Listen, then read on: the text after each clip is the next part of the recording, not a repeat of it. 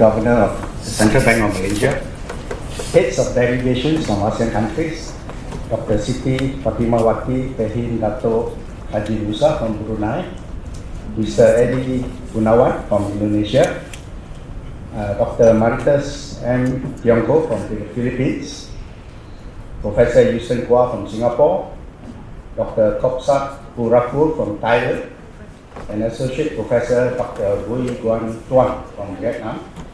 Fellow members of the ASEAN Economic Community, distinguished guests, esteemed colleagues, ladies and gentlemen, a very good morning and selamat datang to Kuala Lumpur to our delegates and participants on the floor. On behalf of the Malaysian Economic Association and our partner, the Faculty of Business and Economics at University of Malaya, we are deeply privileged to extend a warm welcome to the distinguished delegates of the 48th Federation of ASEAN Economic Associations Conference. Since its inception in 1976, the FAEA conference has stood as a key annual forum with the honor of hosting, rotating among member nations. Malaysia has had this privilege since 2017, and we are delighted to welcome you back. This year's gathering is especially timely, following Malaysia's role as chair of the recent ASEAN Summit, and it offers a great opportunity to build upon that momentum and advance our shared goals for the region. This conference marks a significant milestone in our collective journey. For nearly 5 decades, the FAEA has served as a vital forum for economists, policymakers, and thought leaders to engage in critical dialogue, promote economic research, share research findings that help to shape national and regional policies, and forge partnerships that drive our economic community forward. To have you all here in person for this 48th edition is a testament to the enduring strength and relevance of our federation. This year, we gather under a theme that could not be more timely or critical: building ASEAN's resilience, sustainability, digitalization, and inclusivity.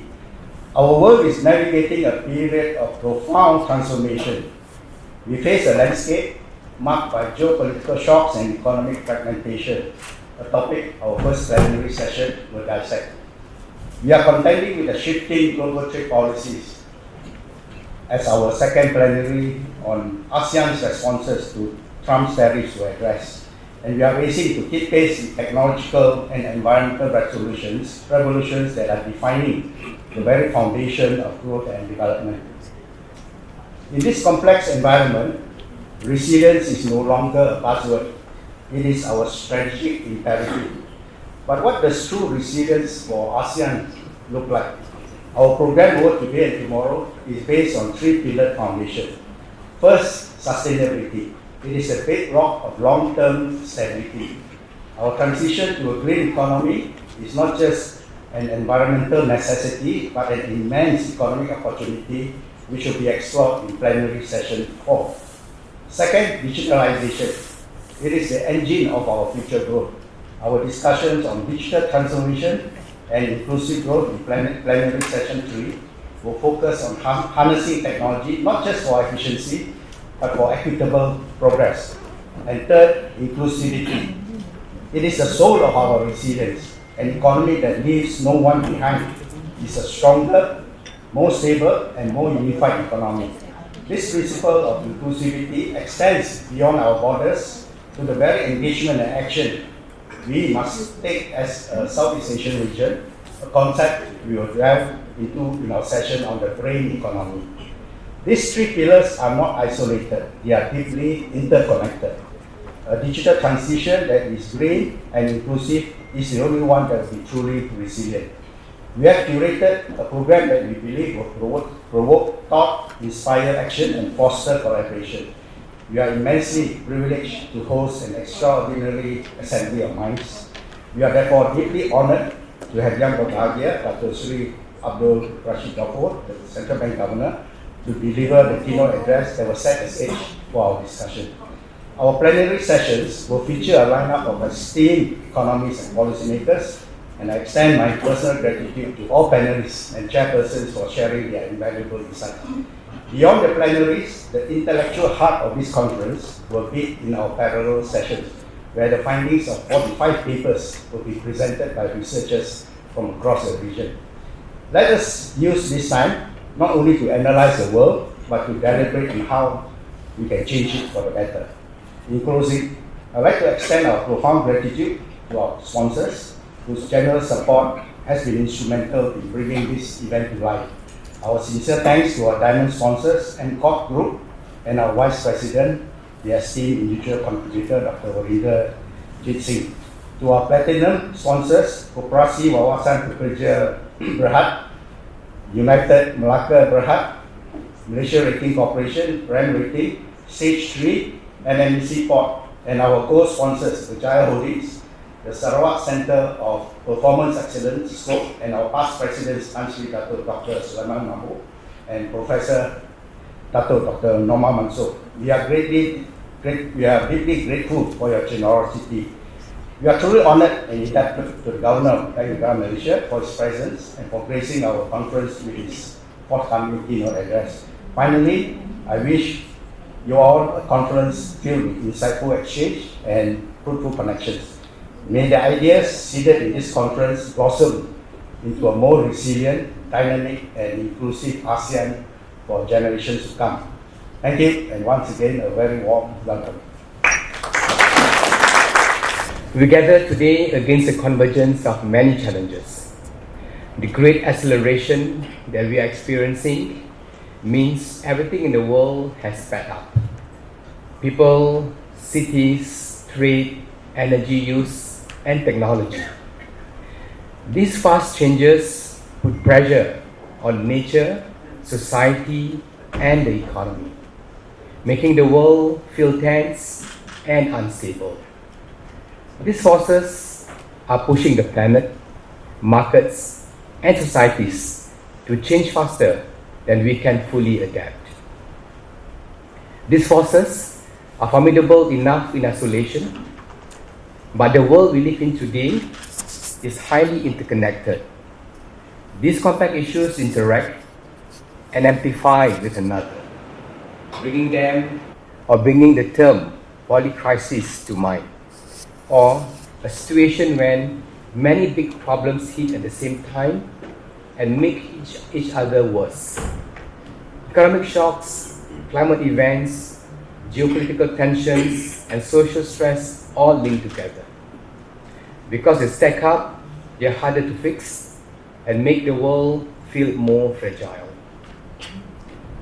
Some of these have even morphed into wicked problems, multidimensional, deeply rooted, and more resistant to conventional solutions.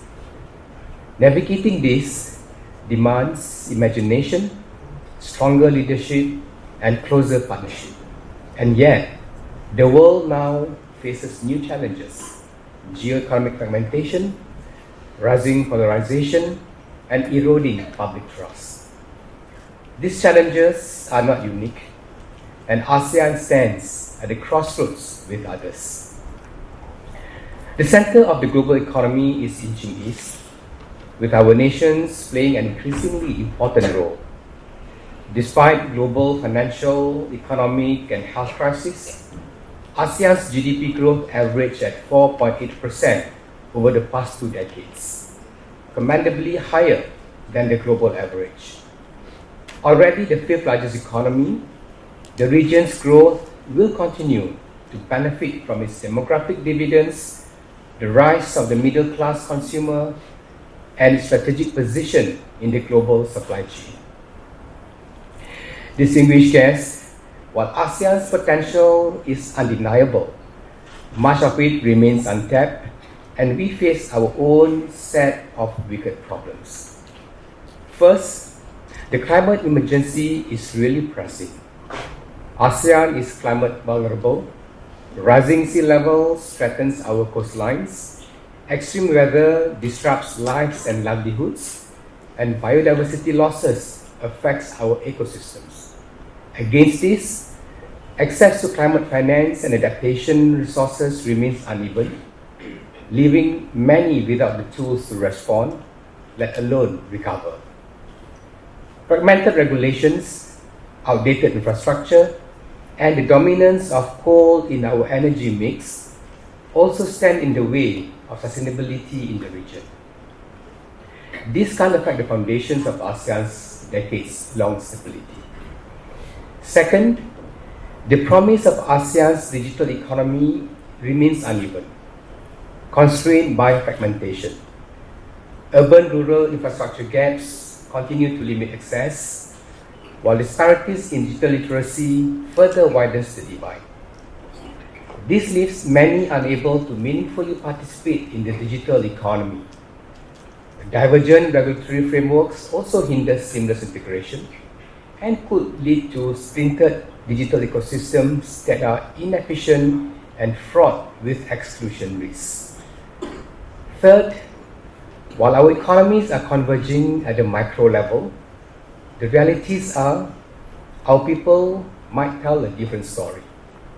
From the highlands of northern Laos to the coastal villages of Timor-Leste, development gaps persist, not just in income, but in access to education, healthcare, and opportunities. These disparities are not only economic, they are structural and also institutional. Left unaddressed, they could turn our shared progress into a glum future in which some surge ahead while others are left behind. Enough of challenges. While these challenges may seem insurmountable, they have not stifled us. If any, these challenges motivated us to move even faster and more strategically. As a region, we are responding with resolve. In our sustainability efforts, ASEAN is driving the momentum in green finance. In the second quarter of this year, ASEAN Plus 3 outstanding sustainable bonds reached nearly $955 billion, accounting for 18% of the global total.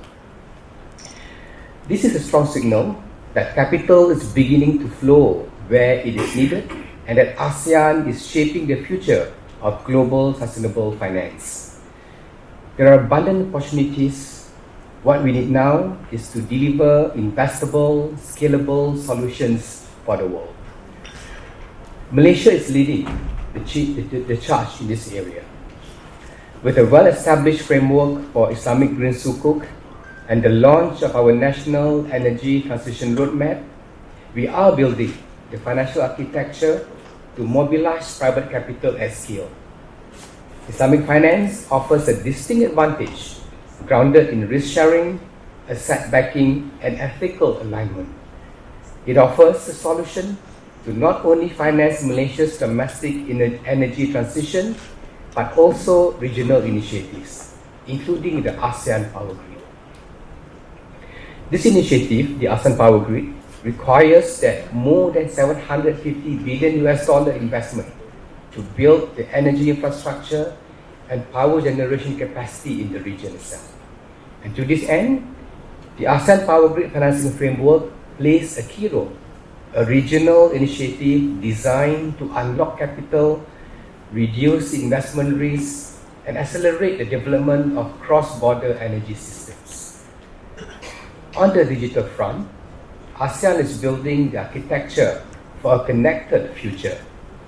One area that stands out is our cross-border QR payments. There is a tangible change in how our people and businesses can connect across borders now. Not only it is cheaper, but it is also more convenient and has greater security. For example, in the first half of this year alone, ASEAN cross-border QR payment has surged, reaching 12.9 million transactions. This sets the stage for further expansion, with additional cross-country linkages being explored and implemented to deepen regional connectivity. Building on this, initiatives like Project Nexus, which is co-led by Malaysia and regional partners, are pushing the boundaries of digital finance. By linking instant payment system across borders, Project Nexus enables near instant retail transactions, And beyond speed and efficiency, it can also advance financial inclusion. It allows workers, micro-entrepreneurs, and underserved communities to meaningfully participate in an integrated economy without the need for complex banking arrangements, all enabled by digital finance. Beyond the digital payments, the financial sector is stepping up efforts to promote local currency settlements and deeper banking and capital market connectivity to support businesses across the region to realize the potential. At the policy level, the ASEAN Digital Economy Framework Agreement, or DEFA, represents a bold step forward. By harmonizing rules on data governance, e-payments, digital identity, and cybersecurity, DEFA is setting the stage for a borderless digital economy, one that is secure, scalable, and inclusive by design. These efforts are unlocking opportunities for millions to access the benefit from the digital economy. ASEAN has also long recognized that deliberate action is key to advance shared prosperity.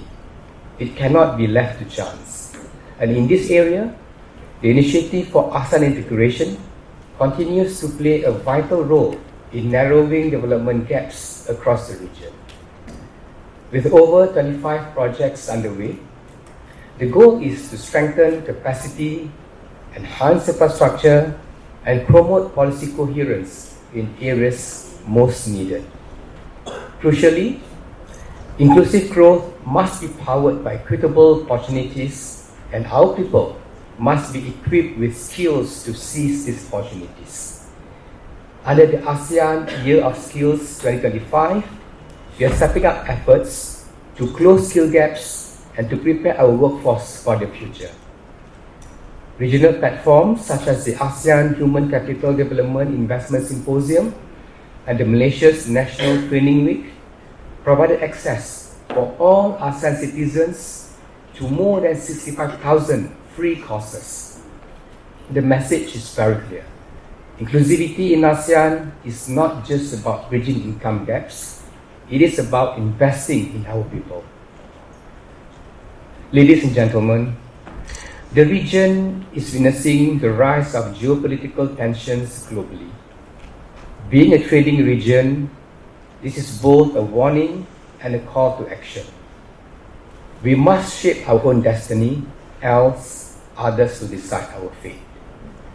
That is why the ASEAN Geo-Economic Task Force, (REBECCA), was established with a very clear mission. ASEAN must plan strategically and respond collectively.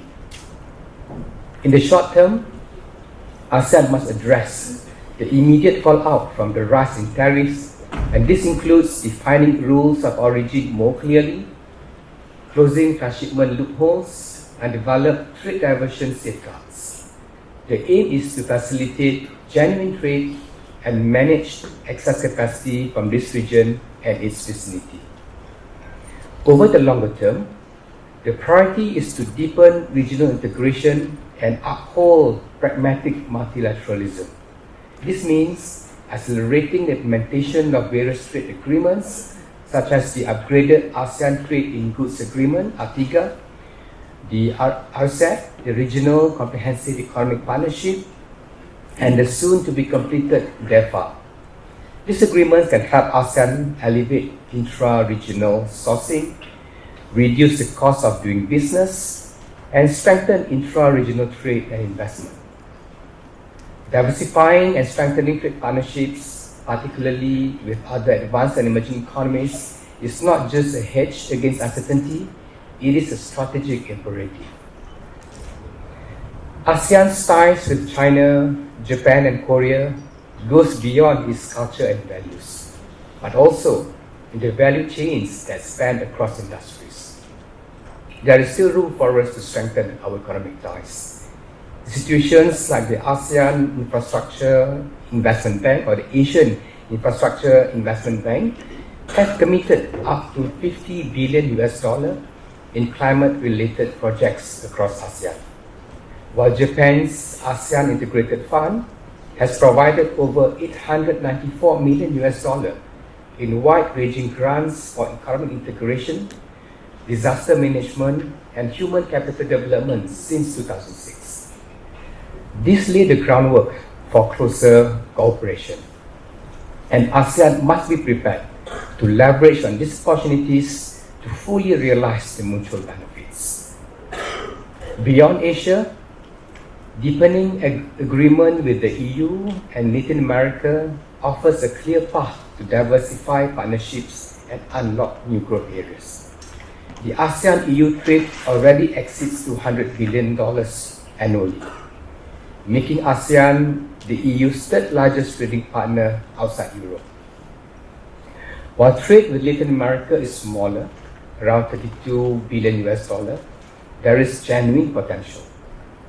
By advancing high standard, mutually recognized trade agreements with blocs like the Mercosur or the South American Trade Bloc and the Pacific Alliance, ASEAN can position itself as a credible, competitive global partner. Distinguished guests, in closing, as Malaysia concludes its ASEAN Chairmanship this year, we have shown the world that the region can rise to the occasion, that we can act as one, but our work is really far from done.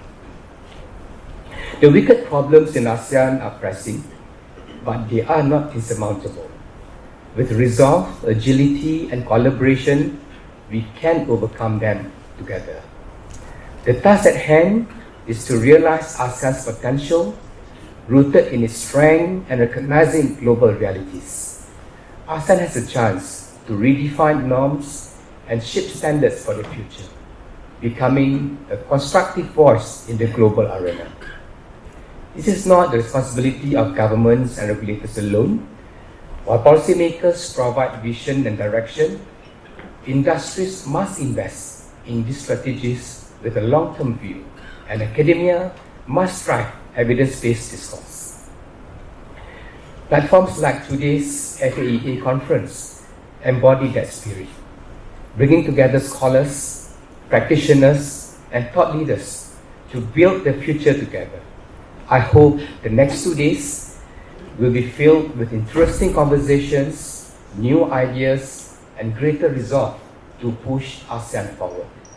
Together, we can navigate complexity and build a future that is resilient, inclusive, and progressive. Thank you so much for your attention.